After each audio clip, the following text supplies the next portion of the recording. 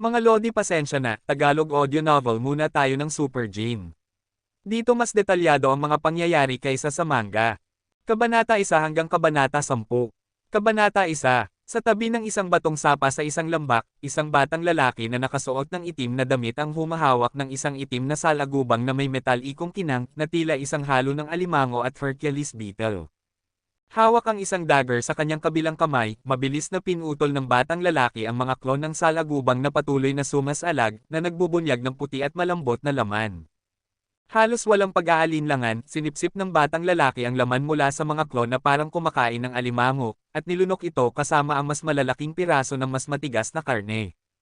Napatay ang itim na salagubang. Walang nakuhang beast soul. Kumain ng laman ng itim na salagubang upang makakuha ng 0 hanggang 10 geno points ng random. Kumain ng laman ng itim na salagubang. Walang nakuha na geno points. Isang kakaibang boses ang umabot sa isip ni Hansen at ilang datos ang lumitaw. Hansen, hindi nag-evolve. Status, wala. Buhay, 200 taon. Kinakailangan para sa evolusyon, 100 geno points. Nakuha na geno points, 70. Nakuha na beast souls, wala. Nakatanggap ako ng 0 geno points mula sa higit sa 30 itim na salagubang. Siguro ay masyado na akong kumain ng laman ng itim na salagubang upang mag-evolve pa mula dito. 0 points. Kailan ko matatapos ang unang ebolusyon at makakakuha ng status? Nakaramdam si Hansen ng pagkabigo. Mahigit 1 siglo na ang nakalipas, umabot ang agham at teknolohiya sa napakataas na antas, at sa wakas, natutunan ng mga tao ang teknolohiya ng teleportation sa kalawakan. Nakakagulat nang sinubukan nilang mag-teleport, natuklasan nilang hindi sila ibinalik sa nakaraan o na-teleport sa hinaharap. Hindi rin sila naglakbay mula sa isang planeta patungo sa iba. Isang ganap na naiibang mundo ang nasa kabila ng channel ng teleportation. Isang mundo na hindi kayang isipin ng mga tao. Sa mundong ito, lahat ng siyentipikong at teknolohikal na paraan ay nawala ang kanilang function. Ang isang machine gun sa mundong ito ay hindi kahit kasing kapaki-pakinabang ng isang bakal na kutsilyo. Ang mga missile at nuclear weapons ay hindi sumasabog tulad ng isang tambak na scrap iron. Walang anumang mekanikal o elektronikong kagamitan ang gagana. Ibinahay ng iba't ibang nakakatakot na nilalang ang mundong ito. Ang mga tao, na dati ay nakatayo sa itaas ng food chain dahil sa kanilang talino at teknolohiya, ay nahulog sa ilalim. Ngunit nang pumatay ang mga tao ng ilang medyo mahihinang nilalang at kinain ang kanilang laman, nagulat sila nang matuklasan na ang kanilang mga katawan ay nagbago ng malaki at mabilis na umunlad sa mga paraan na hindi kayang ipaliwanag ng agham. Ang nagbigay ng kasiyahan sa mga tao ay sa mundong ito, kasabay ng ebolusyon ng katawan, ang kanilang mga buhay ay tumaas din, nakamangha-manghang balita para sa buong sangkatauhan. Sa susunod na siglo, mas marami pang tao ang pumasok sa mundong tinatawag na sanctuary ng Diyos, unti-unting nakilala ang mga patakaran ng mundong ito, nang huli ng mga nilalang nito, at napanood ang kanilang sariling mga katawan na umuusad. Ang mas mataas na antas ng pisikal na ebolusyon, mas mahaba ang buhay. Sa teorya, kung patuloy kang mag-evolve, posibleng mabuhay magpakailanman. Sa mundong ito, naging ganap na walang silbi ang agham at teknolohiya. Ang tanging makakatulong sa mga tao ay ang mga pinaka-primitive na kasanayan sa laban. Ang mga sinaunang martial arts, na halos nakalimutan na sa modernong lipunan, ay nagkaroon ng hindi inaasahang epekto dito. Ang iba't ibang uri ng sinaunang martial arts ay muling na-develop, at pagkatapos ng mahigit 100 taon ng pag-unlad, nabuo ang mga bagong paaralan ng martial arts at naging tanyag. Bilang karagdagan sa mga sinaunang martial arts, nag-alok ang sanctuary ng Diyos ng isa pang kasangkapan upang mapahusay ang mga tao, ang beast soul. Kapag pumapatay ng isang nilalang sa sanctuary ng Diyos, may pagkakataon ng isang tao na makuha ang beast soul ng nilalang. Ang mga beast soul ay may iba't ibang anyo at hitsura. Ang ilan ay maaaring ipatawag upang makipaglaban para sa mga tao, at ang ilan ay lumalabas sa anyo ng armor o armas. Bilang karagdagan, ang ilang beast soul ay maaaring makatulong sa mga tao na mag-transform upang kunin ang anyo ng mga nakakatakot na halimaw, mahika ng mga ibon na lumilipad sa pagitan ng langit at lupa, o mga insekto na bumababa sa lupa. Wala ni isa man sa martial arts o beast souls ang may kaugnayan kay Hansen. Kahit sa modernong lipunan, ang mga advanced na agham at teknolohiya ay nasa kamay lamang ng iilang tao. Natapos ni Hansen ang Integrated Compulsory Education at pumasok sa sanctuary ng Diyos nang siya ay 16 anyos. Ang natutunan niya mula sa paaralan ay wala nang iba kundi ang mga bagong martial arts na batayan na alam ng lahat. Tungkol sa mga Beast Souls, sobrang mahal ang mga ito kaya hindi kayang bilhin ni Hansen kahit ang pinakamura. Walang martial arts at Beast Souls, o kahit na advanced na ginawang alloy na armas, si Hansen ay nagagawa lamang na pumatay ng ilang mabababang nilalang upang kumain ng kanilang laman at mag-evolve, at nahirapan siya sa sanctuary ng Diyos. Ngunit habang patuloy siyang kumakain ng laman ng mga mababang nilalang, bumababa ang epekto ng ebolusyon na kanyang natatamo.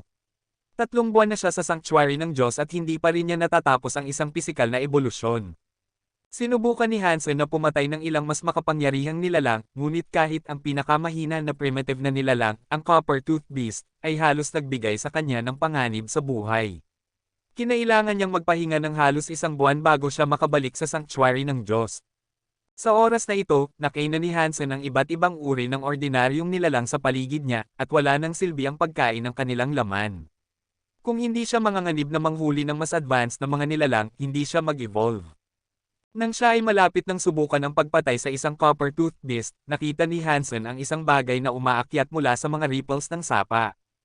Una niyang inisip na ito ay isang itim na salagubang, ngunit agad niyang napansin ang isang kakaiba, lahat ng itim na salagubang ay may itim na shell, ngunit isang maliwanag na gintong kulay ang nahuli sa kanyang mata.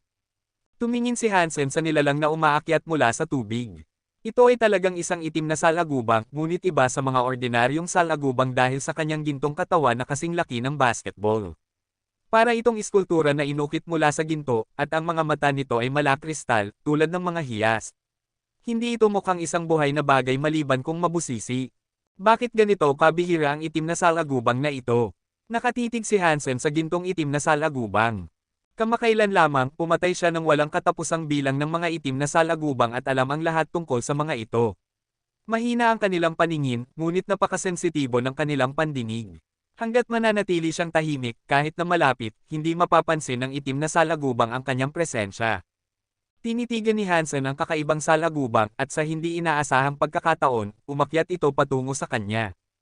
Walang pag-aalinlangan, nang umakyat ang gintong itim na salagubang sa tabi ni Hansen, pinigilan niya ang shell ng gintong itim na salagubang gamit ang isang kamay at mabilis na pinutol ang mga marupok na kasukasuhan nito gamit ang dagger sa kanyang kabilang kamay.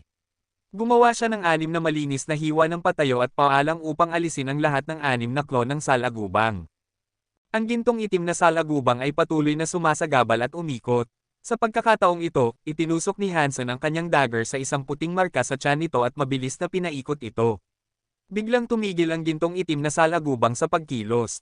Napatay ang Sacred Blood Creature Black Beetle. Nakuha ang Beast Soul ng Sacred Blood Black Beetle. Kumain ng laman ng Sacred Blood Black Beetle upang makakuha ng 0 hanggang 10 Geno Points ng random. Kabanata 2. Si Hansen ay naguluhan sa biglaang boses sa kanyang isip, at halos hindi siya makapaniwala na totoo ito. Sacred Blood Creature at Sacred Blood Beast Soul, totoo ba ang mga iyon? Ang mga nilalang sa sanctuary ng Diyos ay nahahati sa 4 na bahagi, ordinaryong nilalang, primitive na nilalang, mutant na nilalang, at sacred blood na nilalang. Iba-iba ang Geno Points na maaaring makuha sa pagkain ng laman ng mga nilalang batay sa kanilang uri.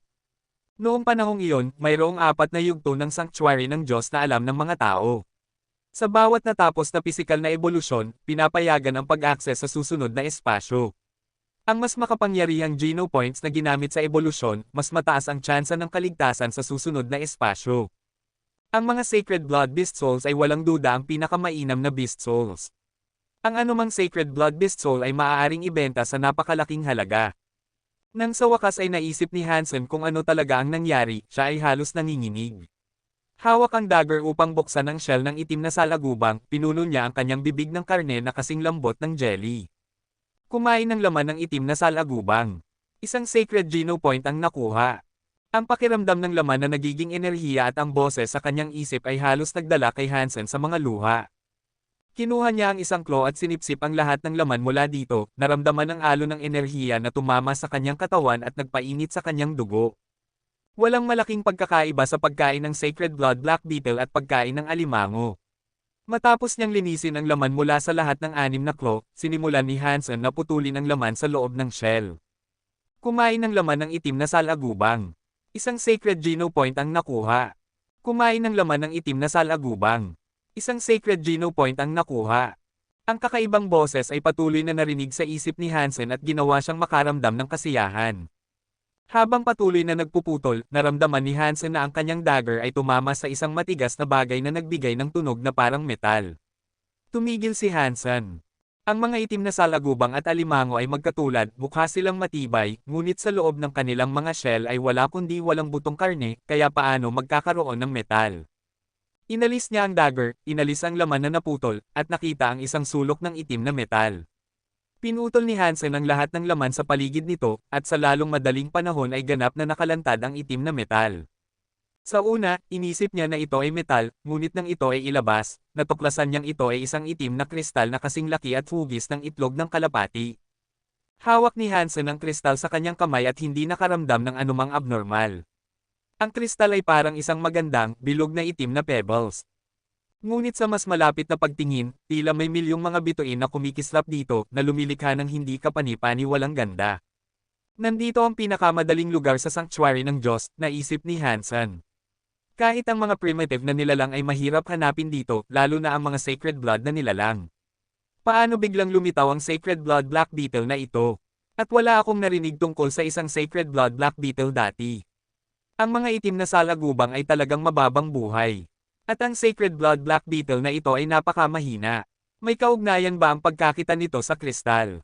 Wala namang palatandaan, kaya kumain na lamang siya ng natitirang laman ng itim na salagubang at nabusog. Nakakuha siya ng kabuoang 7 Sacred Geno Points. 7 Sacred Geno Points ay lampas sa kanyang pinapangarap. Sa kanyang kalagayan, kailangan niyang ipagsapalaran ang lahat upang pumatay ng isang primitive na nilalang, lalo na ang isang Sacred Blood na nilalang. Ang shell ng Sacred Blood Black Beetle ay isa ring mahalagang materyal, kaya pinulot ni Hansen ang lahat ng claws at ipinasok ang mga ito sa kanyang bulsa, kasama ang itaas at ibabang shell.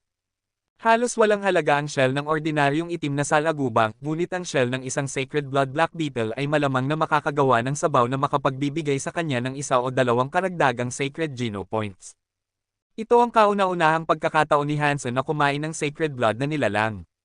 Sa teknikal na aspeto, maaari siyang makakuha ng maximum na 10 Sacred Geno Points, mayroon na siyang 7 mula sa laman, at ang natitirang 3 ay dapat nasa shell. Kung ibebenta niya ang shell, malamang na makakabili siya ng magandang pribadong sasakyang panghimpapawid sa Levo Interstellar Alliance gamit ang perang makukuha niya. Sa daan pabalik sa Steel Armor Castle, lahat ay nagtuturo sa kanya, nagagalit at nagtatawanan, at walang sino man ang lumapit sa kanya. Lahat sa sanctuary ay nakatingin sa kanya na parang siya ay isang halimaw. Karaniwan, kapag ang isang ordinaryong tao ay pumasok sa sanctuary, kahit na siya ay mahirap, kung ang kanyang mga kasanayan sa martial arts ay hindi masyadong masama, palagi siyang makakahanap ng ilang kasama at makakapagpatay ng ilang primitive na nilalang ng magkakasama, at hindi siya magiging kasing miserable ni Hansen. Gayunpaman, sa buong Steel Armor Castle, walang sino man ang gustong o may lakas ng loob na makipag-ugnayan kay Hansen. Mahigit 3 buwan na ang nakalipas, pumasok si Hansen sa sanctuary ng Diyos sa kauna-unahang pagkakataon. Nang lumabas siya sa Steel Armor Shelter, nakita niya ang isang higanting puting lobo na may sungay na nakatayo na nakatalikod sa kanya sa sulok ng kuta. Walang pag-aalinlangan, kinuha ni Hansen ang kanyang dagger at malakas na sinaksak ang sungay sa puwet. Ang pagsaksak na ito ay nagdulot kay Hansen at Chin Suan na maging pinakakatatawanan na nilalang sa Steel Armor Shelter. Oo, ang puting lobo na may sungay ay hindi isang hayop kundi isang tao tulad ni Hansen. Nag-transform lang siya gamit ang isang beast soul. Si Chin Suan ay ang pinakamakapangyarihang babae sa Steel Armor Shelter. Malamang na matapos niya ang kanyang unang ebolusyon gamit ang Sacred Geno Points at magsimula sa landas ng ebolusyon. Ang isang bagong dating na nagsaksak sa puwet ni Chin Suan ay naging pinakakatatawanan na pangyayari sa Steel Armor Shelter. Kahit na walang sino man ang naglakas loob na banggitin ito sa mukha ni Chin Suan, palihim na tumatawa ang lahat. At, Astric, ang naging kilalang palayaw ni Hansen sa Steel Armor Shelter. Pagkatapos ay ipinahayag ni Chin Suan na ang sino mang makikipag-usap kay Hansen ay magiging kaaway niya.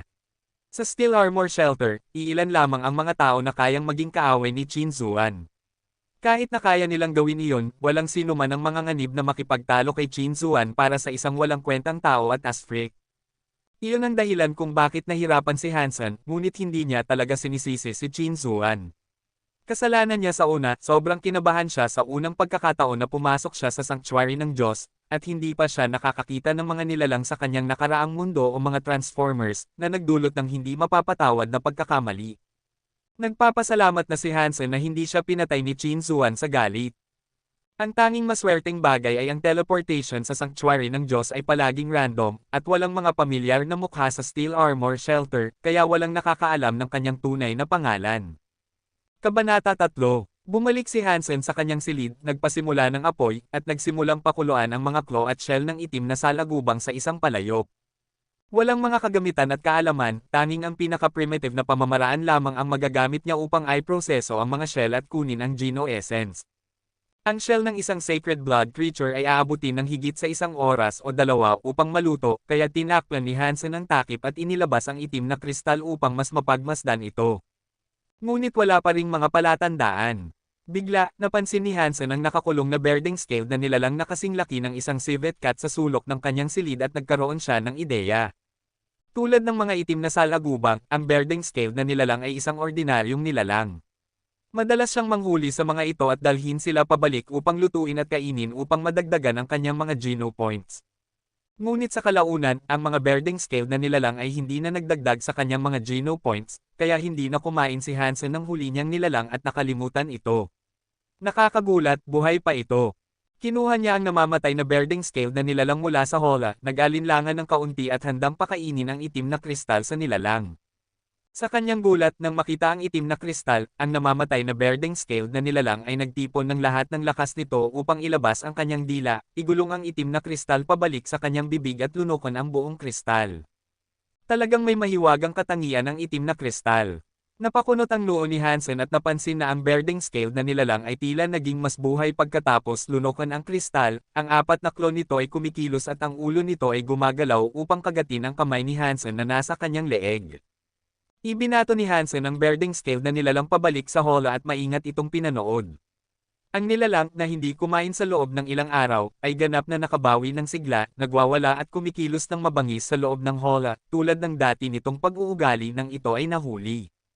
Umupo si Hansen sa tapat ng hola at pinanood ang mga galaw ng birding scale na nilalang.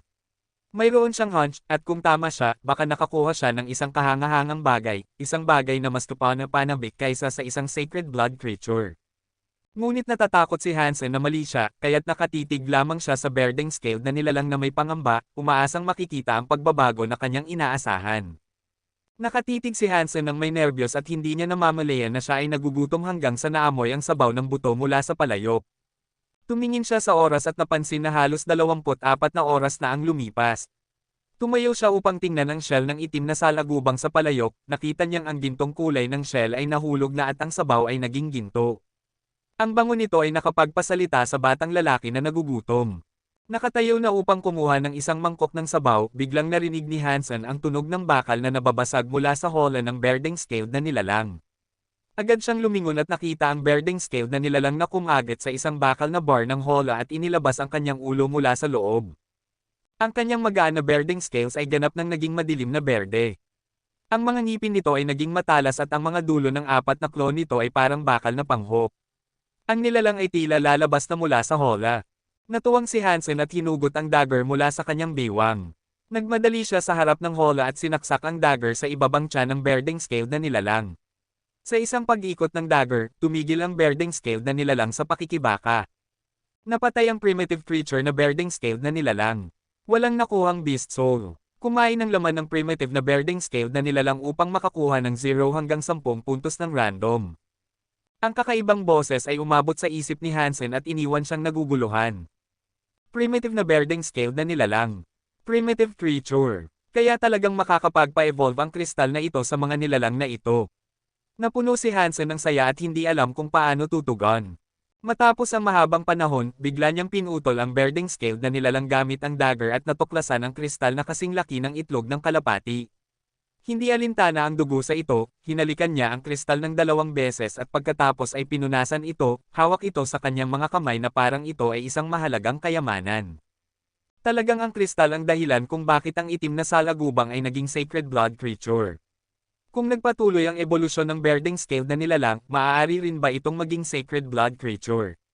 Halos hindi kayang isipin ni Hansen ito dahil napakabihirang. Naging sobrang excited siya na nanginginig ang kanyang mga kamay habang hawak ang kristal. Kinagat niya ang kanyang dila at sumigaw sa sakit upang malaman na hindi ito isang panaginip. Matapos ang matagal na panahon ng pagkamangha, maingat na inilagay ni Hansen ang kristal, nilunok ang sabaw ng shell, at nakakuha ng isa pang sacred Geno Point, na nagdala sa kanyang bilang ng Geno Point sa 8. Walang mga kagamitan at paraan, ang kanyang primitive na pamamaraan ay hindi makakakuha ng lahat ng Geno Essence mula sa shell, ngunit sapat na nakakuha siya ng isang sacred Geno Point. Narealize ni Hansen na nakakuha siya ng isang Sacred Blood Beast Soul mula sa itim na salagubang nang patayin niya ang gintong itim na salagubang at mabilis na inaccess ang kanyang profile. Hansen, hindi nag-evolve. Status, wala. Buhay, 200 taon. Kinakailangan para sa evolusyon, 100 Geno Points. Nakuha na Geno Points, 79 na Geno Points, 8 Sacred Geno Points. Nakuha na Beast Soul, Sacred Blood Black Beetle. Uri ng Beast Soul ng Sacred Blood Black Beetle, Armor. Ano kaya ang itsura ng armor ng Sacred Blood Black Beetle? Bago natapos ni Hansen ang kaisipan, isang gintong anino ang sumabog mula sa walang hangin, na kamukha ng gintong itim na salagubang. Lumipad ang gintong itim na salagubang patungo sa dibdib ni Hansen, naging gintong likido at nagsimulang takpan ang buong katawan niya. Sa isang kisap mata, ang buong katawan ni Hansen, kasama ang kanyang buhok, ay napuno. Ang streamlined na ginto na armor ay puno ng lakas at epekto, at sumakop sa kanyang buong katawan na tila ito ay isang suit ng Gothic medieval armor na pinalakas ng aerodynamics, para itong isang piraso ng sining. Ang buong suit ng armor ay puno ng lakas at bilis, na ginawa si Hansen na mukhang payat at marangal, na para bang ang kanyang buong katawan ay puno ng sumasabog na lakas. Sa kumikislap na metalikong kinang, ang armor ay napakaganda at may solidong texture. Sa unang tingin, tila medyo katulad ito ng ginto na tela na isinusuot ng mga Golden Saints. Ang pagkakaiba sa pagitan ng ginto na tela at Beast Soul Armor ay ang armor ay ganap na sumasaklaw sa ulo at katawan, na may ilang puwang lamang sa mga kasukasuan kung saan nag-overlap ang iba't ibang piraso, tulad ng itim na salagubang mismo, na ang tanging kahinaan ng Beast Soul Armor. Kumilos si Hansen sa loob ng armor at walang pakiramdam ng bigat o kabiguan. Sa halip, naramdaman niyang ang kanyang katawan ay naging kaunti ng magaan at puno ng enerhiya. Talagang ito ay armor mula sa isang Sacred Blood Beast Soul. Sobrang ganda nito kaysa sa mga armor mula sa mga primitive Beast Souls na madalas kong nakikita sa Steel Armor Shelter. Naramdaman ni Hansen ang labis na kasiyahan. Dati niyang naiinggit ang mga tao sa armor ng mga primitive Beast Souls at hindi niya kailanman inisip na makakakuha siya ng suit ng Sacred Blood Beast Soul isang araw. Kabanata 4. Natapos ni Pangulo Zhao Yalong ng Yate Group ang ikatlong ebolusyon, pumasok sa Fourth God Sanctuary, at naging ika-83 tao sa kasaysayan na pumasok sa Fourth God Sanctuary. Ang kanyang buhay ay umabot na sa 500 taon at nakuha niya ang status na demigod. Ang henyo mula sa Rykot Galaxy, si Lang, ay pumasok sa Second God Sanctuary na may 100 mutation Geno Points. Ang kanyang buhay ay umabot na sa 300 taon at nakuha niya ang status na Evolver. Ang tagapagsalita ng House of Representatives, si Hemingway, ay pumatay ng isang demigod creature na Star of the Ocean kahapon, at siya ang unang nakatapos ng gawaing ito. Ayon sa mga awtoridad na eksperto, sa loob ng 10 taon ay may isang tao na makakatapos ng ika-4 na ebolusyon sa unang pagkakataon at makapasok sa Fifth God Sanctuary. Panipi tuldok panipi. Katatapos lamang ni Hansen ng teleportation mula sa Steel Armor Shelter at ang mga balita ay tumutunog sa isang virtual na screen. Evolver, Surpasser, at Demigod. Sa tulong ng itim na kristal, magagawa ko ang lahat ng iyon, at higit pa. Itinaas ni Hansen ang kanyang kamao, umalis mula sa teleportation station, at sumakay sa maglev train pauwi. Bago siya makapasok sa bakuran, narinig ni Hansen ang isang matigas na tinig ng babae. Luo Sulan, nais mo bang kunin ang lumang bahay ng mga Han? Ang bahay na ito ay sa aming mga magulang, at ang aking dalawang nakatatandang kapatid at ako ay may kani-kanyang bahagi. Ngayon, pumanaw na ang aking nakatatandang kapatid. Hindi kami mang-aapi sa iyo, dahil ikaw ay isang balo, at iiwan sa iyo ang kanyang bahagi. Pero kung nais mong kunin ang lahat, hindi kami kailanman papayag. Tama iyon. Ang tinig ng isang lalaking nasa gitnang edad ay sumang-ayon. Ang lumang bahay ay palaging mana ng aming mga magulang. Lahat kami ay may karapatan dito, at hindi mo ito maaring itago para sa iyong sarili. Ang iyong pamilya ay nakatira dito ng mahigit 20 taon, kaya talagang nakinabang ka na sa amin. Panahon na upang hatiin ang mana. Sinabi ng aking kapatid, patuloy ng isang malambing na tinig ng lalaki. Nakatira ka na sa lumang bahay ng mahigit 20 taon. Hindi kami manghihingi ng upa, ngunit ang lumang bahay na ito ay aming mana at kailangang hatiin. Narinig ang tinig ng isang batang babae, mayroon kaming pagtataya mula sa isang abogado, at ang lumang bahay na ito ay ngayon ay nagkakahalaga ng higit sa 3 milyon. Kami ay 3 sambahayan, kaya dapat kaming makakuha ng 1 milyon bawat isa. Maaari mo kaming bigyan ng tig 1 milyon at ganap na pagmamay-ari ang lumang bahay na ito, o ibenta ang bahay, at pagkatapos ay hatiin naming lahat ang pera. Ayos lang kami sa alinmang opsyon na pipiliin mo. Tama, ngayon na wala na ang aming nakatatandang kapatid, hindi kami mang-aapi sa kanyang balo at mga anak. Maaari kang magbigay ng pera o ibenta ang bahay, ayon sa gusto mo, muling nagsalita ang matigas na unang boses. Mga kapatid, hindi mo na kailangang pilitin ako. Alam niyo ang aming sitwasyon. Wala kaming 2 milyon, ang isang babae ay malungkot na sinabi. Kaya ilagay ang bahay sa benta, agad na sinabi ng matigas na babae. Saan kami titira kung walang bahay? Kakagraduate lang ni Hansen at si Hanyan ay papasok na sa paaralan, sagot ng malungkot na babae. Bayaw, hindi ito makatarungan. Bakit ikaw na lang ang may mga problema? Ang mga anak mo na sina Hansen at Hanyan ay nakarehistro lamang sa Integrated Compulsory Education, habang ang aking Hanhaw ay nag-aaral sa isang pribadong paaralan. Ang kanyang matrikula ay nagdudulot sa akin ng puting buhok taon-taon. Sa totoo lang, tama ka. Lahat tayo ay nahihirapan at lahat ay nangangailangan ng pera. Bakit hindi na lang natin ibenta ang bahay? Makakakuha tayong lahat at makakayanan mo ang edukasyon ni Hanyan, sabi ng malambing na boses. Anuman, kailangan mo kaming bigyan ng pera o ibenta ang bahay. Ikaw ang pipili, malamig na sabi ng batang babae. Sa labas ng bahay, nagalit si Hansen habang nakikinig. Itinulak niya ang pinto at nakita ang kanyang ina na umiiyak habang hawak ang kanyang kapatid na si Hanyan. Ang 5 taong gulang na batang babae ay nakabaluktot sa mga bisig ng kanyang ina, ang kanyang malalaking mata ay puno ng takot. Sa tabi nila, may 2 lalaki at 2 babae na nakangiti ng walang pakialam. Anong karapatan ninyo na lumapit dito at humingi ng lumang bahay? Itinuro ni Hansen ang matigas na hitsura ng matabang babae at sumigaw sa galit. Tita, dati kang accountant sa kumpanya at nagdala ng mga tens of millions na utang. Hindi ba tinulungan ka ng tatay ko matapos mong pakiusapan siya? Hansen, anong kalokohan? Sinong nagdulot ng utang? Tumigil ka sa pagsisinungaling, sigaw ng payat na lalaki na may malambing na boses na itinuturo si Hansen. Uncle, ninakaw mo ang mga pondo ng kumpanya upang mamuhunan at nalugi ka ng ilang milyon. Itinuro ni Hansen ang payat na lalaki. Hindi ba't nagpunta ka sa bahay namin at nagmakaawa sa tatay ko para sa tulong? At ikaw, Uncle, ang dami mong utang sa pagsusugal na halos nagpakamatay ka. Sinong tumulong sa iyo? Nang halos patayin ka, sinong nagligtas sa iyo? Itinuro ni Hansen ang matabang, nasa gitnang edad na lalaki. Ang Starry Group ay nais bilhin ang negosyo ng pamilya namin. Kung hindi tumayo ang tatay ko para sa lahat sa inyo at nagkaroon ng hidwaan sa Starry Group, mamamatay ba siya sa ganitong kadudad ang paraan? Nakatitig si Hansen, galit na galit, sa kanilang apat. Ngunit kayo, hindi niyo pinuntahan ang libing ng tatay ko at ibinenta ang kumpanya sa Starry Group matapos ang kanyang kamatayan. Nagbigay ba kayo ng kahit anong pera mula sa pagbebenta ng kumpanya sa pamilya ni Hansen? At sino ang nagbayad para sa inyong mga bahay nang kayo ay nag-asawa? Mas mura ba ang mga bahay na iyon kaysa sa lumang bahay na ito? May nag-alaga ba sa mga magulang nyo kahit isang araw nang sila ay buhay? Anong karapatan ninyo na lumapit dito at humingi ng bahagi ng lumang bahay? Tumigil ka. Ang iyong ama ay gumawa lamang ng nais niyang gawin. Ang kumpanya ay pag-aari ng aking ama, at lahat kami ay may bahagi. Hindi siya makapagpasya para sa amin. At tiyak na maaari naming gastusin ang pera ng kumpanya, kay abangan ni Uncle Hanley. Tama iyon. Ang iyong ama ay isang diktador, at kami ay nagbabalik lamang ng aming sariling pera. Hindi mahalaga ang sinasabi mo. Bigyan mo kami ng pera o ibenta ang bahay, kung hindi ay makikita kita sa korte. Matatalo ka sa kaso saan man kami pumunta, sigaw ni Aunt Han Yumi. Kasalanan ng lahat ng ito ang iyong ama. Nagsimula silang akusahan ang yumaong ama ni Hansen.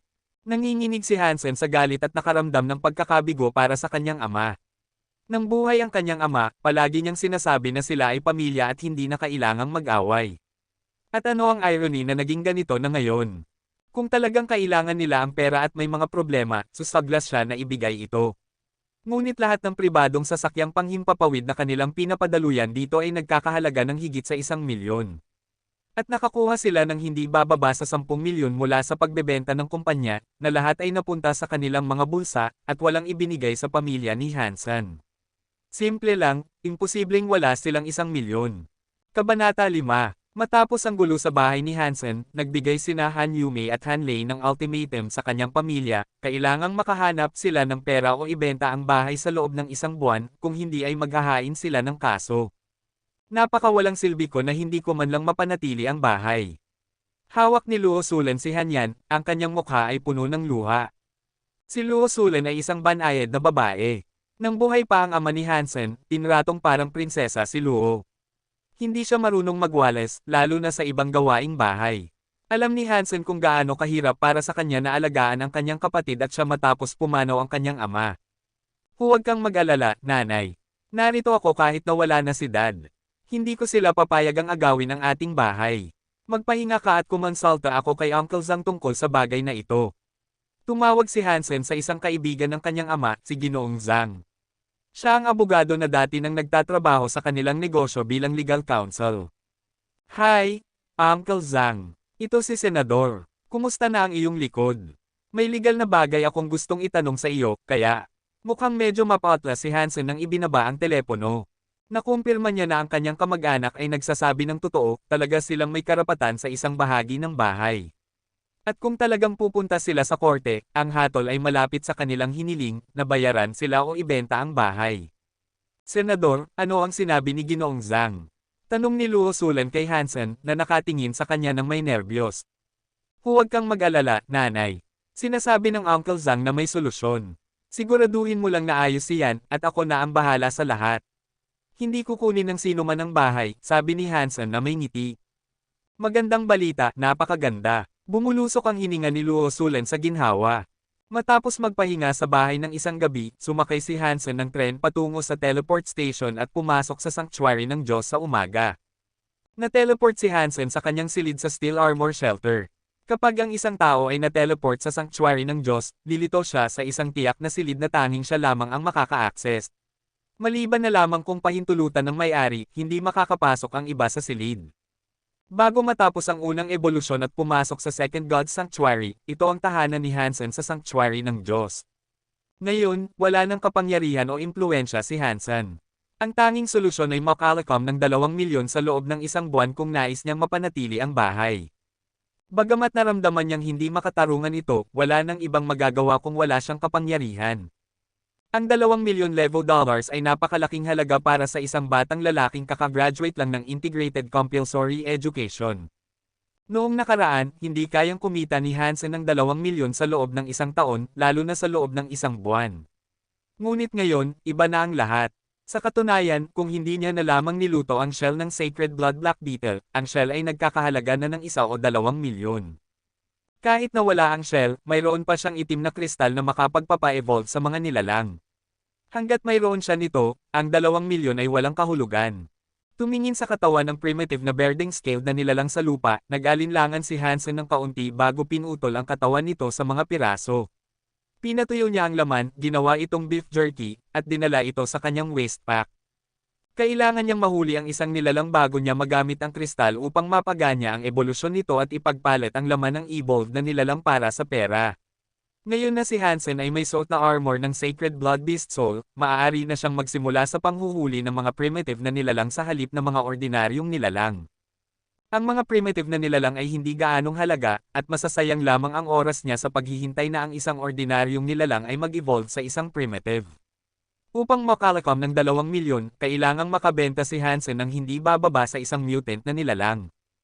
Karaniwang makikita ang mga primitive na nilalang sa 12 kilometro mula sa Steel Armor Shelter. Hindi pa siya naglakas loob na pumunta ng ganon kalayo noon, ngunit ngayon ay mayroon na siyang armor.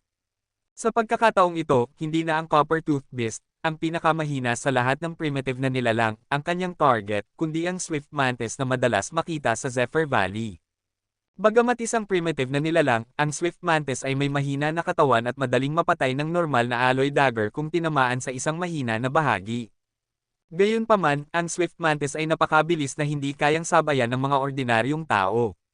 At ang pares ng mga forelegs nito na parang hakso ay madaling makakapagputol ng mga buto ng tao. Sa isang hit mula sa mga forelegs, ang isang tao ay maaaring maputol kung hindi man ay mapatay. Kaya't kakaunti ang mga tao ang manghuhuli sa nilalang na ito. Para kay Hansen, gayunpaman, ang Swift Mantis ang pinakamahusay na opsyon.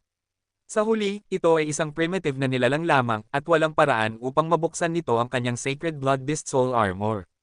Kung hindi siya masaktan ng Mantis, tiyak na kayang patayin ito. Ang pinakamahalagang bagay ay kapag ang mga claw at pakpak ay naputol, ang Swift Mantis ay hindi na makakapagpagtanggol ngunit maaari pa ring mabuhay. Sa ganitong paraan, madali niyang maibabalik ito, ilalagay sa kanyang silid, at gagamitin ang itim na kristal upang i-evolve ito sa isang mutant na nilalang bago niya ibenta ang laman nito. Siyempre, kung makakapatay siya ng ilang Swift Mantises at pinalad, baka makakuha pa siya ng Beast Soul. Ang Beast Soul ng Swift Mantis ay may anyo ng isang mabilis na jagged blade, na isang mahabang dagger, na uri ng armas na mahusay na natutunan ni Hansen. Bagamat ang Swift Jagged Blade ay isang primitive Beast Soul weapon lamang, ito ang pinakamatalas sa lahat ng mga primitive weapons, at maaari pang makipagtagisan sa ilang mutant Beast Soul weapons. Dahil sa panganib ng panghuhuli ng Swift Mantises, kakaunti ang mga pumupunta sa Zephyr Valley, at mas kaunti pa ang nakakuha ng Swift Jagged Blade. Kung ang bihirang armas ay ibebenta, nagkakahalaga ito ng higit sa 2 milyon. Kaya, kung makakakuha si Hansen ng Beast Soul ng Swift Mantis, hindi na niya kailangang ibenta ang laman ng mutant na nilalang. Habang papalapit si Hansen sa Zephyr Valley, lalong bumababa ang mga tao na kanyang nakikita. Sa paligid ng lambak, wala nang aktibidad ng tao. Hindi naglakas loob si Hansen na pumasok ng masyadong malalim, kaya't nakahanap siya ng isang nakatagong lugar at tinawag ang Sacred Blood Black Beetle Beast Soul upang takpan ang kanyang sarili sa gintong armor. Huminga siya ng malalim at tahimik na lumapit patungo sa Zephyr Valley. Hindi naglakas loob si Hansen na magmadali. Ang lambak ay puno ng mga puno at ligaw na damo na kasing taas ng tao. Habang ang mga puno at damo ay sumasayaw sa hangin, mahirap makita ang anumang Swift Mantis na maaaring nagtatago roon. Kahit isang sandaling kapabayaan ay maaaring magdulot ng mga belang buto mula sa atake ng Mantis. Kabanata 6. Biglang nakita ni Hansen ang isang bagay na berde, mga isang talampakan ng haba, na nakadikit sa damo na parang dahon. Kung hindi siya tumingin ng mabuti, akala niya ito ay bahagi ng damo at hindi niya maiisip na ito ay isang Swift Mantis na kayang putulin ang bungo ng tao sa isang iglap. Ang pares ng mga sickle-like, jagged forelegs nito ay mas mahaba pa kaysa sa kanyang katawan. Madilim na berde ang kulay ng mga forelegs, na may metalikong tinang, at talagang hindi ito katulad ng mahina nitong katawan. Ang katigasan ng mga forelegs ay tiyak na maihahambing sa pinakamatataas na alpha alloy. Maswerteng nakita ni Hansen ang Swift Mantis bago pa ito siya nakita.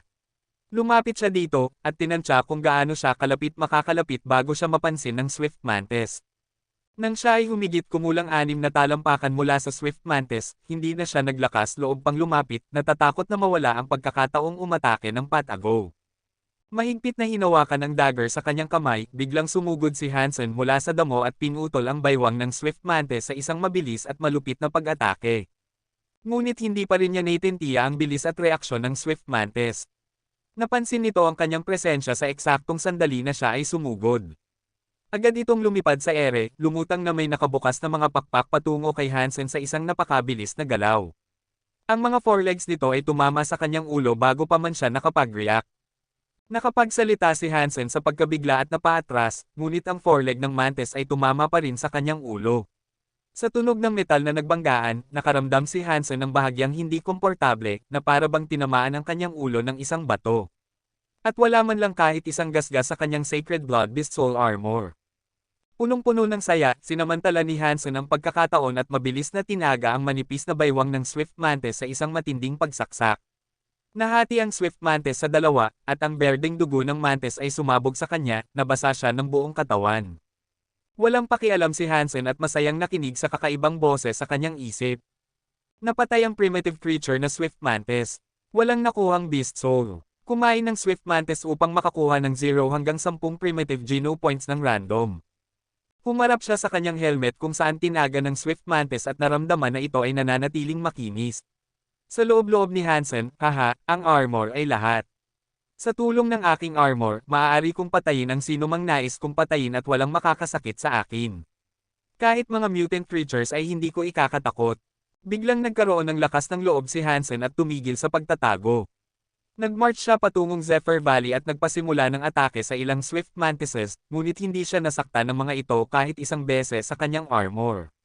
Sinamantala ni Hansen ang pagkakataon upang patayin silang lahat, bawat isa ay isang saksak lamang. Napatay ang primitive creature na Swift Mantis. Walang nakuhang Beast Soul. Kumain ng Swift Mantis upang makakuha ng 0 hanggang 10 puntos ng random. Napatay ang primitive creature na Swift Mantis. Patuloy na umuulit ang boses sa kanyang isip, nagdadagdag sa kanyang kasiyahan. Pumasok siya sa lambak at pinatay ang higit sa 20 mantises ng sunod-sunod. Tuldok. Si Su Xiaoqiao ay papunta rin sa Zephyr Valley, tahimik na nag-iisip tungkol sa kanyang malas. Ang kanyang mga magulang ay mga may-ari ng isang interstellar conglomerate at itinuturing na mga kilalang tao at aristokrata. Siya, sa kabilang banda, ay hindi sinasadyang naitalaga sa Steel Armor Shelter, kung saan wala siyang mga kaibigan o kahit mga kakilala. Upang makakuha ng pamagat ng aristocrat, si Su Xiaoqiao ay kailangang sumunod kay Qin Zuan upang ma-maximize ang mga mutant geno points at maging isang evolver. Mayroong dalawang uri ng mga pamagat sa Levo Interstellar Alliance. Ang isa ay, kilala, kapag ang isang tao ay naging surpasser, maaari siyang ma-certify bilang kilala. Ang isa naman ay, aristocrat. Kung ang isang tao ay makakapag-evolve gamit ang 100 mutant o mas advanced na geno points, maaari siyang ma-certify bilang isang aristocrat. Ang alinmang pamagat ay may kasamang maraming benepisyo sa alliance, at ang pinakamahalaga ay ito ay simbolo ng katayuan sa lipunan. Ngayon sa alliance, ang mga tao ay lalong nagiging mapagmataas. Ang mga tao mula sa mataas na uri ay hindi man lang nakikipag-usap sa sinumang walang pamagat kahit sa negosyo. Ang mga advanced na pamagat tulad ng Sacred Blood Aristocrat ay lampas sa mga pangarap ni Su Xiaoqiao. Ang tanging nais niya ay makakuha ng pamagat ng ordinaryong aristocrat sa pamamagitan ng pag-maximize ng mga mutant geno points at pagkumpleto ng isang ebolusyon. Gayunpaman, ang pagkakaroon ng 100 mutant geno points ay labis pa rin na mahirap para sa kanya. Nagdala siya ng maraming pera sa Steel Armor Shelter, ngunit ang pera ay makakabili lamang ng ordinary at primitive na laman ng nilalang dahil napakakaunting tao ang nagbebenta ng mutant creatures. Tanging ang mga tao na naglalayong i-maximize ang mga sacred geno points tulad ni Qin Zuan ang minsang nagbebenta ng laman ng mutant na nilalang na mayroon sila. Gayunpaman, hindi pera ang kanyang hinahangad, kundi katapatan at serbisyo. Si Su Xiaoqiao ay kasalukuyang tumatakbo ng mga errands para kay Qin Zuan, sinisiyasat ang mga lugar na hindi kilala ng mga tao at naghahanap ng mga bakas ng sacred blood at mutant creatures upang mangalap ng impormasyon para sa kanya. Sa impormasyon, makakabuo siya ng isang grupo upang manghuli ng mga nilalang na ito, at ang mga miyembro ng grupo ay makakakuha ng laman ng mutant na nilalang bilang kapalit. Si Su Xiaoqiao ay nag-explore sa loob ng isang buwan at walang nakitang bakas ng mutant creatures, lalo na ng sacred blood. Nang maubos ang kanyang supplies, kailangan niyang bumalik sa Steel Armor Shelter. Nang dumaan siya sa Zephyr Valley, naisip niya na maaaring may mga mutant creature sa paligid dahil napakakaunti ng tao sa lugar. Nang magtungo siya sa lambak, nakaramdam siya ng kakaiba. Wala siyang nakitang Swift Mantises, kahit isa. Isang milya sa lambak, ang tanging nakita niya ay ang ilang magulong bakas sa lupa. May nagburre sa mga Swift Mantises. Si Fistgayo ang anak ng langit. Hindi. Kahit may mga palatandaan ng laban, dapat ay mas maraming pinsala kung isang grupo ng tao ang naglaban. Panipi. Nagulat, mabilis na tumakbo si Su Xiaoqiao sa lambak, nagtataka kung ano ang nangyari. Tulad ng inaasahan, maraming berdeng mga mantsa ng dugo mula sa Swift Mantises sa kanyang daraanan. Sinundan niya ang mga mantsa ng dugo at lumiko sa isang kanto. Ang nakita niya ay huminto sa kanyang mga hakbang, nagulat. Sa tabi ng mga nakahilera na katawan ng Swift Mantises ay nakatayo ang isang gintong figure. Sa ilalim ng araw, ang figure ay mukhang isang robot na may gintong cast armor. Kabanata 7. Kuya, ikaw ang pumatay sa lahat ng mga Swift Mantises na ito. Tanong ni Su Xiaoqiao nang makita ang tanging lalaki na nakasuot ng gintong armor. Ang mga patay na mantises ay patuloy na dumudugo, kaya't hindi sila maaaring patay ng matagal. Hindi makapaniwala si Su Xiaoqiao na may sino man na kayang pumatay ng napakaraming mantis sa ganitong maikling panahon. Bagamat ang Swift Mantis ay isang primitive na nilalang lamang, isinaalang-alang ang talas ng mga forelegs nito at ang bilis nito, kahit ang mga nakapag-maximize na sa primitive geno points ay hindi naglakas loob na galitin ito. Sa katunayan, maraming mahihinang bahagi ang katawan ng tao, at walang sino man ang nais na ipagsapalaran ang buhay o malubhang masaktan mula sa isang saksak ng mantis. Mayroong hindi bababa sa 3 dosenang patay na Swift Mantises sa lupa. Kahit si Chin Zuan ay mangangailangan ng ilang tulong upang makamit ito. Hindi makapaniwala si Su Xiaoqiao na may isang tao na nagawa ito ng mag-isa. May gusto ka, 1,000 level dollars bawat isa. Si Hansen ay nag-iisip kung ano ang gagawin sa mga mantis. Siya ay nasa isang killing spree at nakalimutan ang katotohanan na wala siyang kakayahang kumain ng napakaraming laman ng mantis. At kahit na kayang kainin ang mga ito, tanging ang mga unang ilang mantis lamang ang makapagbibigay sa kanya ng Geno Points. 1,000 bawat isa, sigurado ka. Tumingin si Su Xiaoqiao sa kanya, nagulat.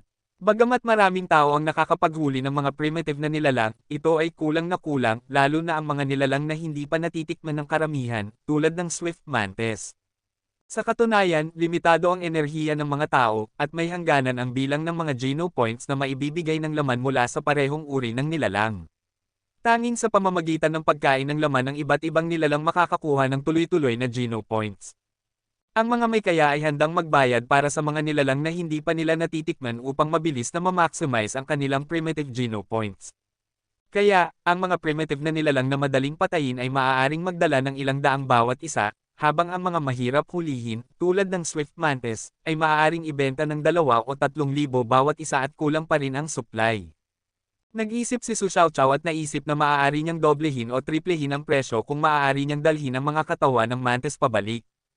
Oo, 1,000 level dollars bawat isa. Tumanggo si Hansen. Hindi na alam ni Hansen kung gaano ang halaga ng mga mantis. Walang sasakyan o iba pang kagamitan, walang paraan upang mailipat ang lahat ng mga katawan pabalik ng mag-isa. At kung aalis siya ngayon, maaaring manako ang mga katawan kapag nagbalik siya. Bukod dito, ayaw ni Hansen na sayangin ang oras at enerhiya sa bagay na ito. Mayroon siyang mas mahahalagang bagay na dapat gawin, at maaari niyang isakripisyo ang ilang kita. Bilang wholesaler, kailangan niyang iwanan ang ilang kita para sa retailer. Sige, kukunin ko ang lahat. Ilan ang nandyan? Sabi ni Su Xiaoqiao. Ang mga Swift Mantises ay makapagbibigay sa kanya ng higit pa sa pera.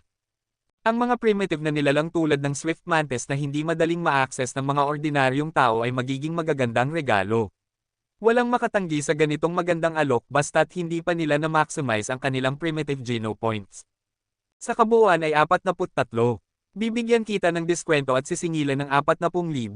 Si Hansen ay nagtanong lamang ng casual at hindi inaasahan na ang ordinaryong lalaking ito ay kayang bilhin silang lahat. Inilabas ni Su Xiaoqiao ang kanyang wallet at humugot ng 10,000 dollar na papel. Kuya, ibibigay ko sa iyo ang 50,000 para sa mga mantises na ito. Ang natitirang 50,000 ay paunang bayad para sa anuman ang magandang bagay na maaari mong ibenta sa hinaharap. Lagi kitang bibigyan ng magandang presyo at magbabayad pa ng mas mataas para sa laman ng mutant na nilalang. 100,000 ay maliit na halaga para kay Su Xiaoqiao. Magkasing halaga din ito ng isang magarbo o mamahaling hapunan. Ang taong ito ay napakakahanga-hanga na pumatay ng lahat ng mga mantises na ito ng mag-isa, kaya malamang na kaya rin niyang manghuli ng mga mutant na nilalang. Kung makakabili siya ng laman ng mutant na nilalang mula sa kanya, ang ilang daang milyon ay walang halaga. Hindi ko akalain na mayaman ka, tinanggap ni Hansen ang pera at sabi ng tuwid na tumingin kay Xiaoqiao na medyo nagulat. Sa totoo lang, pera lang ang meron ako. Kung mayroon kang ibebentang laman ng mutant na nilalang, ipaalam mo sa akin. Ang presyo ay tiyak na hindi problema, nagmayabang si Su Xiaoqiao, natatakot na mawala ang mahusay na pagkakataong ito. Magaling. Ano ang pangalan at address mo? Pupunta ako sa iyo kung mayroon akong mga bagay. Pinahalagahan ni Hansen ang kabutihan ni Xiaoqiao, at naisip na siya ay maaaring maging isang perpektong mamimili para sa laman ng mutant na balak niyang iproduce gamit ang itim na kristal. Sa huli, ang itim na kristal ay dapat manatiling lihim. Ang pagbebenta ng nilalang sa isang tao ay mas mabuti kaysa sa pagbebenta nito sa merkado sa harap ng lahat. At hindi niya kailangang mag-alala tungkol sa presyo dahil napakayaman ni Xiaoqiao. Kuya, ang pangalan ko ay Su Xiaoqiao, at iyon ang tunay kong pangalan. Ang room number ko sa Steel Armor Shelter ay 1046. Ikaw, ano ang pangalan mo at saan ka nakatira? Sabi ni Su Xiaoqiao. $. Iyan lang ang mahalaga sa akin. Maghanda ng ilang pera, at pupunta ako sa room 1046 kapag mayroon akong dala. Ipinakilala ni Hansen ang pera sa kanyang bulsa, kumaway ng palm kay Xiaoqiao at umalis sa Zephyr Valley. Matapos ang pagdana sa kamatayan ng kanyang ama, ayaw ni Hansen na magkaroon ng masyadong maraming palitan sa iba. Nais lamang niyang alagaan ang kanyang ina at kapatid at gawin ang kanyang sariling bagay. Ang ibang tao o bagay ay hindi talaga nakakaapekto sa kanya. Kuya, maghihintay ako sa iyo. Kailangan mong dumating. Tandaan, tiyak na hindi problema ang presyo, sigaw ni Su Xiaoqiao sa likod ni Hansen habang kumakaway ng kanyang kamay. Matapos umalis si Hansen, hindi maiiwasang tawagin ni Su Xiaoqiao, paano ko naman maibabalik ang mga ito. Nag-isip si Su Xiaoqiao ng ilang sandali at nagpa siya na dalhin ang ilan pabalik sa isang bag at humingi ng tulong mula sa ilang kaibigan upang dalhin ang natitirang bahagi. Sa kabutihang palad, halos walang tao sa Zephyr Valley. Nang bumalik si Su Xiaoqiao kasama ang mga kaibigan, lahat ng mga katawan ay nandoon pa rin. Xiaoqiao, totoo bang si Dollar ang pumatay ng lahat ng mga Swift Mantises na ito? Gulat na tanong ng mga kaibigan ni Su Xiaoqiao sa mga nakahilerang katawan ng Mantis. Siyempre, bagamat hindi ko siya nakita na manghuhuli, wala namang ibang tao sa Zephyr Valley noon at ang mga Mantises ay bagong patay. Sino pa ang maaaring gumawa nito? Sagot ni Su Xiaoqiao. Sa tingin ko, isang grupo ng mga tao ang pumatay sa mga Swift Mantises na ito, at may ibang tao na umalis upang hawakan ang mga katawan. Hindi ko mapaniwalaan na isang tao lamang ang makakapagpatay ng napakaraming Mantises. Dapat ay nagmamayabang siya. Tiyak na nagmamayabang siya. Walang sino man sa mga kaibigan ni Su Xiaoqiao ang naniwala na nagawa ni Hansen na patayin ang mga Swift Mantises ng mag-isa. Kabanata 8. Hindi na bumalik si Hansen sa Steel Armor Shelter matapos umalis sa Zephyr Valley. Sa isang iglap, pinatay niya ang lahat ng Swift Mantis sa isang pagwawala upang wala nang natira. Sige, manghuhuli na lang ako ng Copper Tooth Beast. Marami sa mga ito malapit sa Steel Armor Shelter at may mataas na posibilidad na makahuli ng Mutant Copper Tooth Beast, kaya hindi magiging hinala kung gagamitin ko ang kristal upang lumikha ng isang mutant. Nakahanap si Hansen ng tirahan ng mga Copper Tooth Beasts at nais na mahuli ang isa na nag-iisa. Dahil nakakita lamang ng maliit na grupo ng Copper Tooth Beasts, pinatay ni Hansen ang lahat maliban sa isa, samantalang sinasamantala ang kanyang matibay na armor. Napatay ang primitive creature na Copper Tooth Beast. Walang nakuhang Beast Soul. Kumain ng laman ng Copper Tooth Beast upang makakuha ng 0 hanggang 10 primitive Geno Points ng random. Napatay ang primitive creature na Copper Tooth Beast. Nakuha ang primitive Beast Soul ng Copper Tooth Beast. Kumain ng laman ng Copper Tooth Beast upang makakuha ng 0 hanggang 10 primitive Geno Points ng random. Nanlaki ang mga mata ni Hansen sa gulat. Ang 43 Swift Mantises at libo-libong ordinaryong nilalang na kanyang napatay ay hindi nagbigay ng kahit isang Beast Soul. Ngayon, dalawa lamang siyang Copper Tooth Beasts na napatay at nakakuha ng isang Beast Soul. Ang pagkuha ng Beast Soul ay nangangailangan ng purong swerte. Napuno si Hansen ng saya. Bagamat karaniwan ito, ang Beast Soul ng Copper Tooth Beast ay maganda. Ang Copper Tooth Beast ay isa sa pinakamahina sa lahat ng primitive na nilalang, ngunit sikat ang Beast Soul nito. Tinawag ni Hansen ang bagong Beast Soul, at isang anino na parang porcupine na may mga bronze fangs ay naging isang bronze crescent spear sa kanyang kamay. Ang crescent spear ay may bronze sheen at isang nakakatakot na hitsura gamit ang crescent-shaped spearhead nito. Uri ng primitive Beast Soul ng Copper Tooth Beast, Armas. Pinaglaruan ni Hansen ang sibat ng ilang sandali, mukhang medyo mabangis. Tinuruan siya ng mga pangunahing kasanayan sa sibat sa paaralan.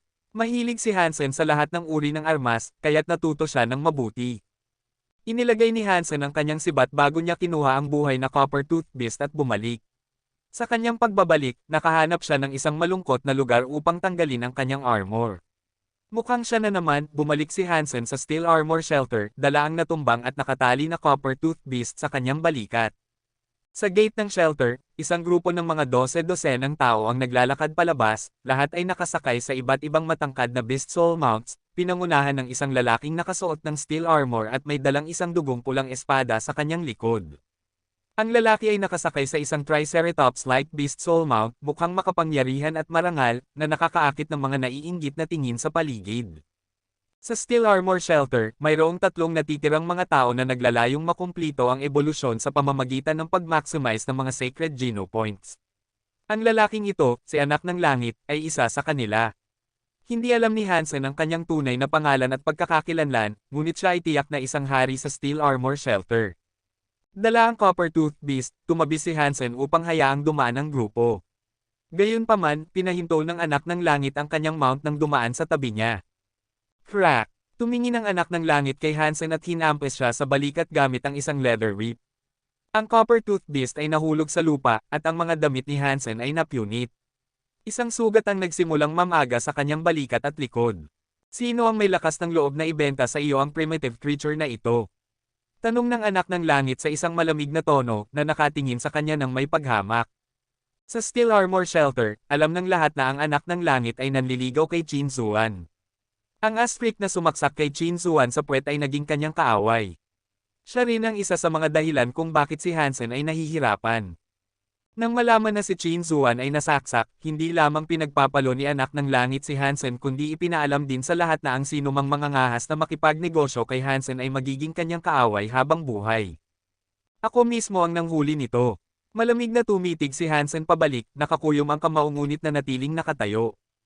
Hindi lamang nakakuha si anak ng langit ng maraming Geno points, ngunit nakakuha rin siya ng maraming Beast Souls. Dahil sa tulong ng kanyang grupo, hindi kayang mahawakan ni Hansen ang lalaki kahit na sa kanyang pinakamahusay na pagsisikap. Kahit na may Sacred Blood Armor siya, mapatay siya bago pa man makalapit kay anak ng langit. Ang Sanctuary ng Diyos ay naiiba sa Alliance sapagkat walang batas. Ang kapangyarihan ng lahat, mamamatay lamang si Hansen ng walang saysay. Bukod pa rito, sinasabing ang anak ng langit ay may kilalang pinagmulan sa Alliance.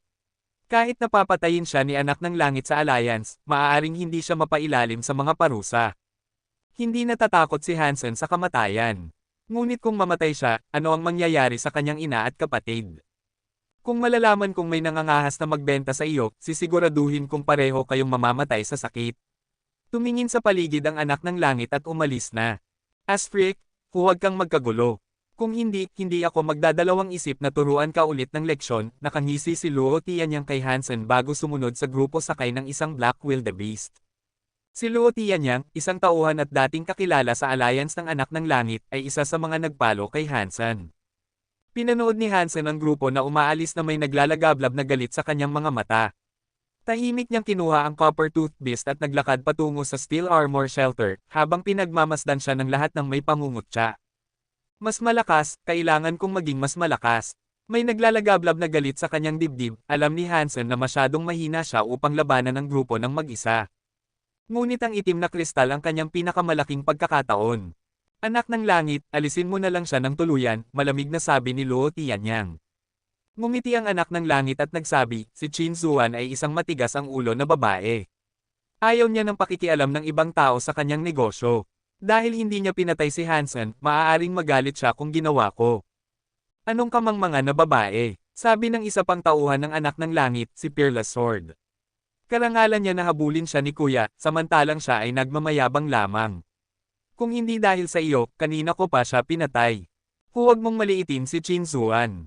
Siya ay isang malakas na tao kapwa sa Sanctuary ng Diyos at sa Alliance. Kung siya ay magiging akin, magiging malaking bentahe ito sa akin. Seryosong sabi ng anak ng langit, tapos na ang usapan. Kailangan nating makarating sa Sunset Slope bago pa ang grupo ni Feast Guy.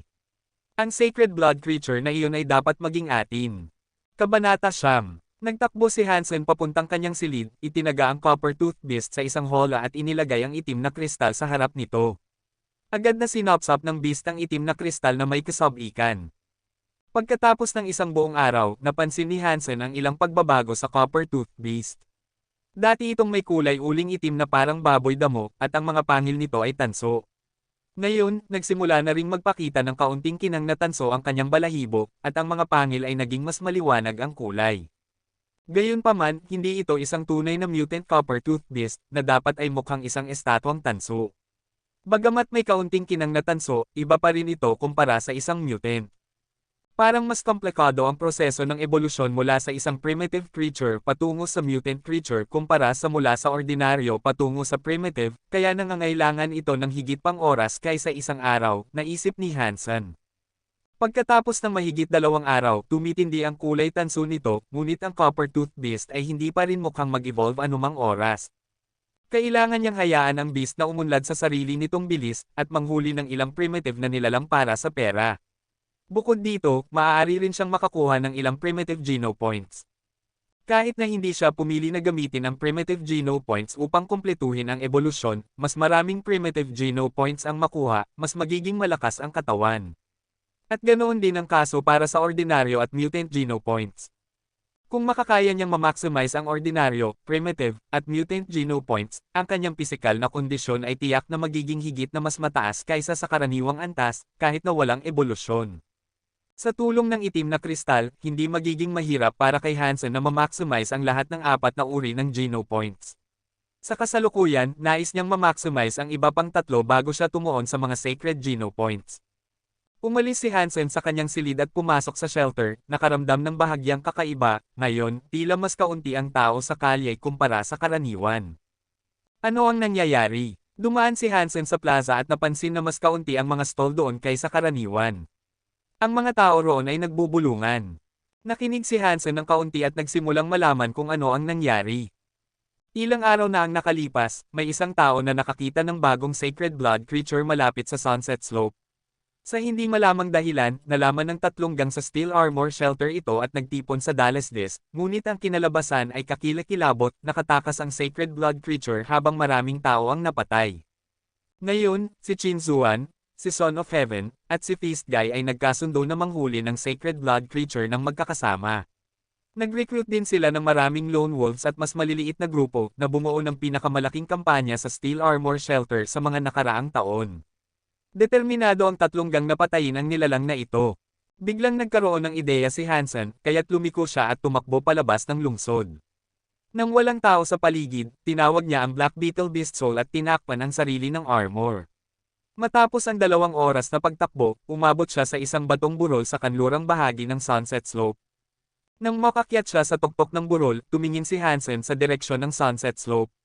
Sa gitna ng libu-libong tao na naglalaban at sumisigaw, may isang halimaw na may ulo ng baka, katawan ng tao sa itaas, at katawan ng kabayo sa ibaba. Hawak nito ang isang doble gilid na gintong palakol at pinapasok ang daan nito sa gitna ng tao. Wala ni isa ang nakatagal sa malupit na hampas ng kanyang palakol. Nakita ni Hansen na sinuswing ng halimaw ang palakol patungo kay Son of Heaven. Kahit na may dala itong dugong pulang espada, hindi naglakas loob si Son of Heaven na harapin ang palakol. Tumalon siya sa kanyang mount at umatras ng ilang talampakan. Roar! Tumama ang doble gilid na palakol ng halimaw sa Triceratops-like Beast Soul mount at nahati ito sa dalawa. Nahulog ang puso ni Son of Heaven. Ang Mutant Beast Soul mount ay napakabihira, na may parehong halaga ng isang maliit na interstellar spaceship. Paano napakalakas ng sacred blood creature na ito? Nagulat si Hansen. Tumakbo ang sacred blood creature at napatay ang libu-libong tao sa isang iglap at walang sino man ang nakatagal na lumaban. Kahit ang mga malalakas na tao tulad ni Chin Zuan, Son of Heaven, at Fist Guy ay hindi naglakas loob na makipaglaban ng harapan. Sa kabila ng lahat ng uri ng alloy arrows at beast soul arrows, hindi man lang ito nakakuha ng kahit isang gasgas. Kapag sinukit nito ang palakol, wala ni isa ang makakalapit. Ang ganitong makapangyarihang nilalang ay tumutugma sa impresyon ni Hansen ng isang sacred blood creature. Ang sacred blood black beetle na kanyang napatay ay talagang mahina kumpara sa halimaw na ito. Bahagyang mas malakas lamang ito kaysa sa isang ordinaryong itim na salagubang at hindi man lang mukhang isang sacred blood creature. Inaasahan ng mga tao na matrap ang sacred blood creature, ngunit ngayon ay nawala ang isang mahalagang buffer nang mapatay ang mount ni Son of Heaven. Ang sacred blood creature ay nag-charging na parang isang ulol, winawasiwas ang gintong doble gilid na palakol at nag-iiwan ng mga sigaw, dugo, at mga piraso ng katawan. Sa loob lamang ng ilang sandali, nakatakas ito mula sa pagkakabihag patungo sa bundok. Sa paanan ng bundok, nagmamalaki pa itong lumingon at tumayo sa kanyang mga likod na binti, umaawit na parang baka bago tumakbo papasok sa bundok. #K. Gusto nitong makatakas. Galit na sumigaw si Son of Heaven habang tinawag ang isang berdeng agila na beast soul, na naging isang berdeng bakal na busog sa kanyang kamay. Pagkatapos, tinawag niya ang isang naglalagablab na beast soul na hugis higanting 6 na pakpak na wasp bilang kanyang palaso. Nang makita ang palaso, sumigaw sina Chin Zuan at Fist Guy, isang sacred blood beast soul ng 6 na pakpak na wasp. Nagsanib sila ng puwersa kay Son of Heaven sa panghuhuli ng sacred blood 6 na pakpak na wasp. Si Son of Heaven ang naglunsad ng huling hampas. Hindi lamang nila inaasahan na siya ay magiging pinalad na makakuha ng beast soul nito. Bumaba sa 10 beast souls ang kilala sa mga tao sa buong steel armor shelter, at marami ang naiwan ng mga taong na-evolve na at umalis sa Second God Sanctuary. Anak ng langit, itigil mo. Ito ay isang beast soul na maaaring gamitin ng isang beses lamang. Kung hindi mo ito mapatay.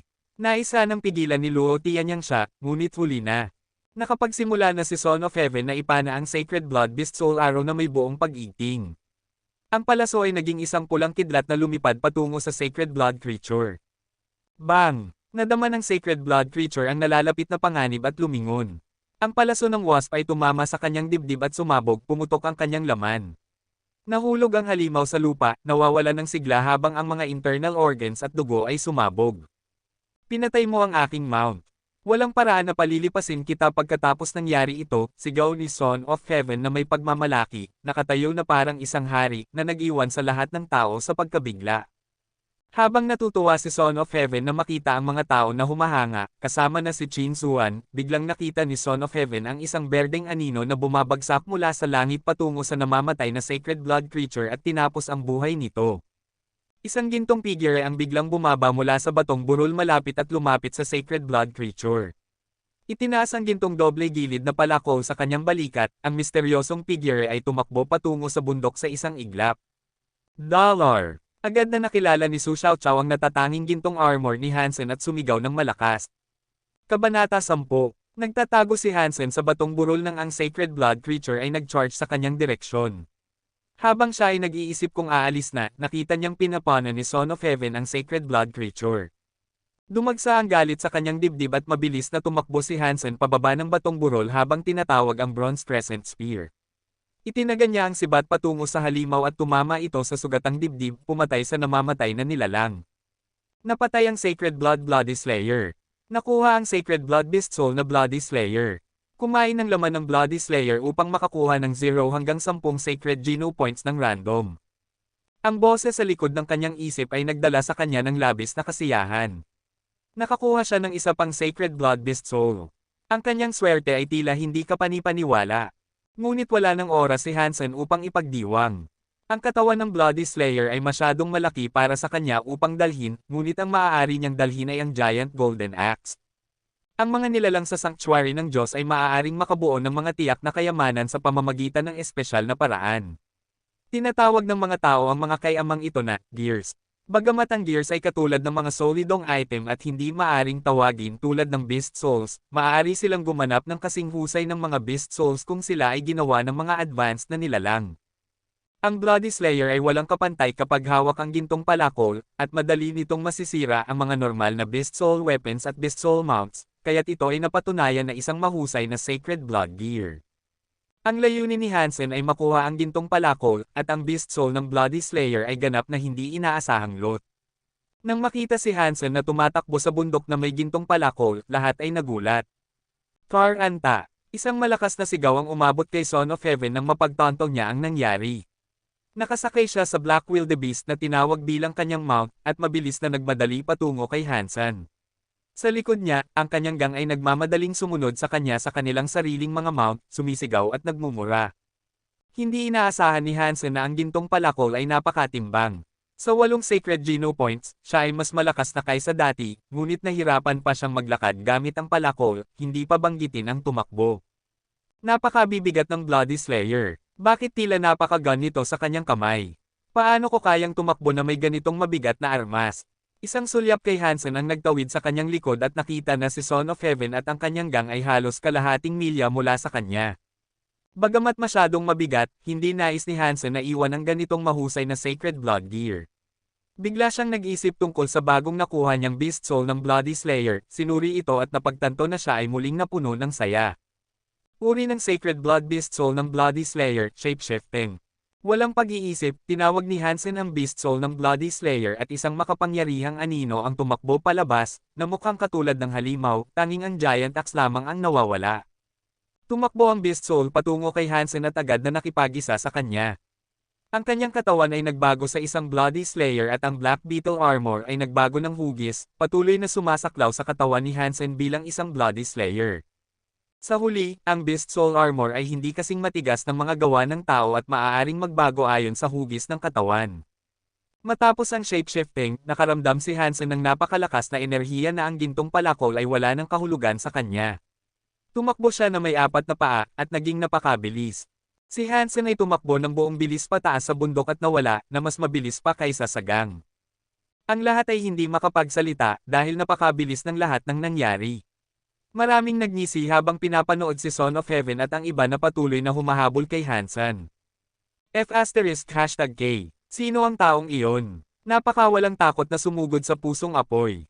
At anong loot, bukod sa gintong palakol, nakakuha siya ng isang Sacred Blood Beast Soul. Maisip mo ba kung gaano ito kahalaga? Akala mo ba maaari mong bilhin ang Sacred Blood Beast Soul gamit lamang ang pera? Haha, siguradong nagagalit si Son of Heaven. Isang Sacred Blood Beast Soul.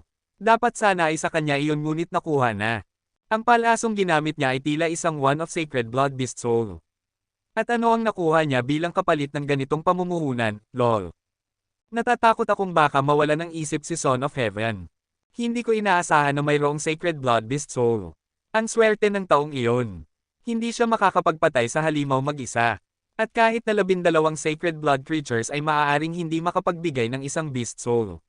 Sa kabutihang palad, nakuha niya ang lahat sa huling hampas. Sino nga ba ang taong iyon? Mayroon bang katulad niya sa Steel Armor Shelter? Nakarinig akong may tumawag sa kanya na Dollar, ngunit hindi sigurado. Dollar. Kawili-wiling pangalan. Matapos ang wala pang isang oras, bumalik si Son of Heaven na malungkot kasama ang kanyang gang, ngunit alam ng lahat na imposibleng matagpuan ang isang tao sa mga winding na daan ng bundok. Agad na tinanong ni Son of Heaven si Su Xiaoqiao nang siya ay bumalik. Ang kanyang pag-amin na, Dollar, ay isang pagkakamali. Walang mapagpipilian si Su Xiaoqiao kundi sabihin sa kanya ang lahat tungkol sa kung paano niya nakilala si Hansen, na hindi gaanong nakatulong dahil ang tanging alam niya ay pangalan lamang, Dollar. Hindi lubos na naniwala si Son of Heaven, ngunit wala siyang magawa dahil si Su Xiaoqiao ay nasa gang ni Qin Zuan. Malupit niyang pinangatwiran ang kanyang gang pabalik sa Steel Armor Shelter at Senara ang shelter, na nangangakong hahanapin si Dollar at puputulin siya sa piraso. Karamihan sa mga tao ay hindi natutunan ang pangalan ng Dollar, habang ang Doll ay naging tanyag. Sa loob ng isang panahon, ang Doll, anak ng langit, Sacred Blood Creature, at Sacred Blood Beast Soul ay naging mga pinakatanyag na paksa sa Steel Armor Shelter.